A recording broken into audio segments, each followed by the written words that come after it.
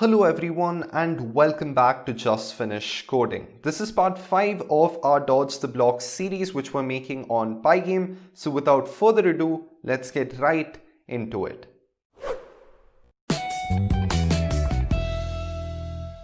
Just finished coding.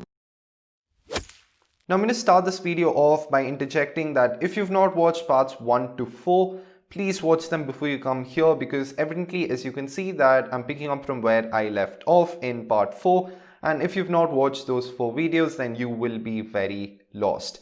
I'll leave a card for you right here. Please watch those videos and then come right back. Now if you're still here, I'm going to assume that you've watched parts 1 to 4, in which case let's actually get on with our code. I'm going to start off by coding a button which is going to be included in our thumbnail. So if you remember from the preview which I showed you of the entire game, we entered in and you could start the game by clicking on a button, and then the entire game starts. And also when you are killed by one of the blocks, then once again we go back to the starting screen, and you can just click the start button to play again. And we'll be having a class for that start button, and I'm going to start coding that right now, and that's going to be called button. So class button, and we're going to be inheriting from p.sprite.sprite just like the other classes. And let's go ahead with our main method. So def __ init is and here we have to type in super.init first, and if you don't type this, you'll get some pretty weird errors. And I think there's another way to do this where you type in p.sprite.sprite.init, but I'm just used to typing super.init, so that's what I'm going to do. Now for our button, we're going to have a couple of parameters that we're going to input, and it's going to be self.x, self.y, and yeah, I think that is all we need. So let's go ahead and do that. So self.x is equal to x, and self.y is equal to y. So we get the x and y coordinates from there, and we're going to have an image as usual. So self.image is equal to p.image.load, and the image is going to be button.png, and you can see that on the left here. So once you've got that in place, you need to resize this because this button is way too huge. So I'm going to duplicate this line of code, and here I'm going to say p.transform.scale. So p.transform.scale, and here we need to type in the surface first. So the surface is going to be self.image, and next we can type in the width and height. In this case, the width is going to be 240 and the height is going to be 60. And the reason I went ahead with this was because the dimensions of the original button was about 80 and 320. I mean 320 and 80. So this thing works pretty well with that. So once you have this image finally set up, you can call in your rect function or getRect function, whatever you want to call it. So you can say self.rect is equal to self.image.get_rect, and that would get you the rectangle.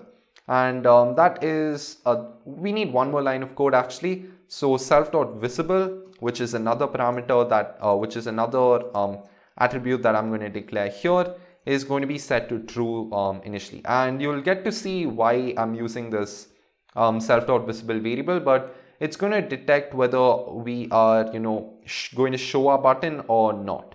So anyway, now we can get into the update method. So def update, and here it's going to be very simple. I'll be first checking if self.visible is set to true, and to do that you can just type self.visible. And here you can see the actual usage of self.visible, because if it is set to false, then we don't even have to get into this code which is going to be inside this if then, because nothing is going to be executed at all. So if self.visible, and here I'm just going to put that rectangle center rather at self.x and self.y. So you can just say self.rect.center is equal to and put in as a tuple self.x comma self.y, and that is pretty much it. And the last method that we will need for our button class is going to be a method called clicked, and the clicked method is going to detect if the mouse has clicked it. And here I'm going to input an x and y parameter, and the x and y parameters are going to correspond to mouse x and mouse y. But we're going to use a function that just gets an x and y value and checks for the collision, assuming that those x and y values belong to a point, and that is why this is a pretty useful way to do it. So once again, I'll be checking self.visible, and if the button is visible and it is on the screen, then what we can do is use this method, which is going to be p.sprite, or actually not p.sprite. You have to say return, and here you can type in self.rect. Point, and this is the function that we'll be using. And the reason I use return is because this is going to return a true or false value, this entire function which I'm going to use. And there's no point just having a variable that says true, and we can use this as an if-then condition, where we're going to use this in our thumbnail function. So this is the best way to do it. So within your collide point function, you just need to type in an x and y parameter, and those are going to be the two values which we're going to pass into our function. So once you have this in place, you're done coding your button, and you can scroll down and call an object. So I'm going to do it after the paddle. So here I'm going to say button is equal to button, and I type that pretty badly. But anyway, so the x and y coordinates are going to be 300, 450, and that is what we'll be using. And remember, we're using sprites, so it's important we have a group. So I'm going to call this button group, and just like the other groups, I'm going to say p.sprite.group, and I'm going to add the object to the group. So button group dot add, and follow that up with a button. And that is going to be pretty much all you need outside of this. And now you can scroll up, and I'm going to do it right here, and I'm going to call in, or not actually call in, I'm going to start coding the thumbnail function. So def thumbnail, and here we go.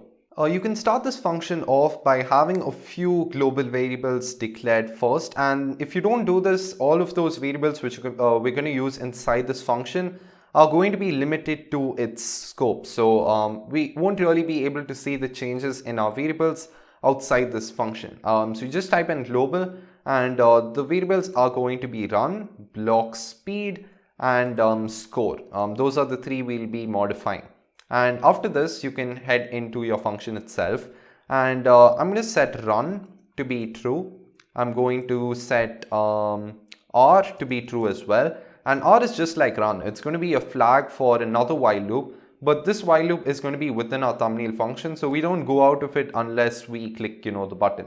So R is equal to true, and I'm going to set button.visible to true as well. And the reason I'm doing this is I know it's true initially, but we're going to use the thumbnail even at the end of our game. So if we use it at the end of our game, it's important to note that that variable is going to be set to false, because we're going to be we would have gone through the thumbnail function once. So just set it to true initially, and after this you can get into the while loop. So while R, and here I need to first once again detect my events. So I'm going to say for e in p.event.get, and here we can check if e.type is equal to p.quit, and if it is p.quit, then it means we have to end our program. And in this case we actually have to and I'm not entirely sure why we had this in yellow. So anyway, let us get into this. Okay, I'm not entirely sure why this is in red, so I will check my code once and then I'll be right back. Alright, I just went through my code, and the stupid reason was I didn't add an if, and since I didn't add one, it made no sense to have that colon there, and it started reading that as an error. So anyway, if event.type or e.type in this case is quit, then it means we have to end our program, and if we're ending our program, it means set run to false and also set R to false. So in this way we get out of this loop, and we can just get into this p.quit and we end our program. So anyway, once you have these two things in place, the next thing you can do is check for your mouse clicked event. So you can say if e.type is equal to p.mouse button down, and this is really useful because this is going to tell us if the user has clicked or not. And if the user has clicked, it means that we have to check collision, check the mouse clicked with our button. And to do this, you can get the x and y coordinates first, and you can say x comma y is equal to p.mouse.getPos. So in this way, we get the exact mouse position in terms of x and y when we have clicked, and we can just enter this into the clicked function. So if button.clicked, then here we can enter the x and y parameters into the function, into the method rather, and after this we can see if this is equal to true, then we can set button.visible to be false, and we can also set r and just r actually, r to be false, and run is going to be set to true anyway because we are going to want to stay in the main while loop. So you can just set r to be false, and that is pretty much it. Now this alone is not going to be enough because we obviously need to make sure that the button is seen on the stage, and it's not just hidden behind our main game. So to do that, we first need to get our thumbnail image in the form of a variable. So that's what I'm going to do right now. So here you can just type in thumbnail is equal to p.image.load, and the image that we're going to need is going to be called thumbnail.png. And once you have that in place, now you can resize this image because obviously we need to make sure that it's fitted to the width and height. And our code here is pretty simple. We can just say thumbnail is equal to p.transform.scale, and the surface is going to be thumbnail, but the width and height are just going to be width and height. And the reason is, like I mentioned, it needs to be fitted exactly to the size of the Pygame screen.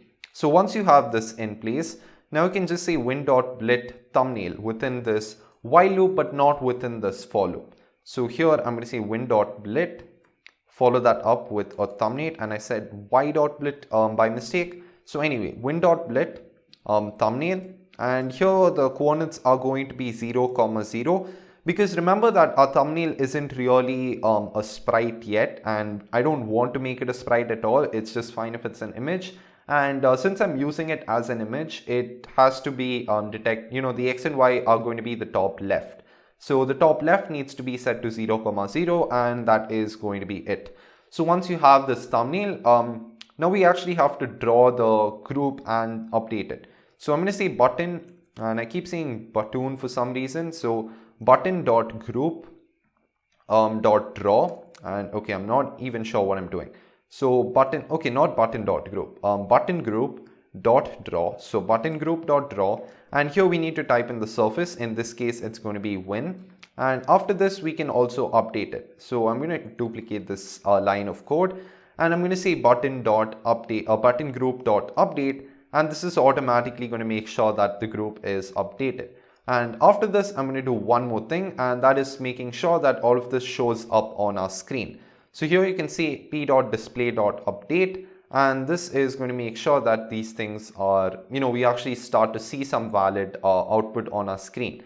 And before I test this out, I want to do two other things, which is going to be outside this while loop. And those two things are setting the score variable and the block speed variable. So score is equal to -1 and block speed is equal to 5. And that's going to be my initial variables.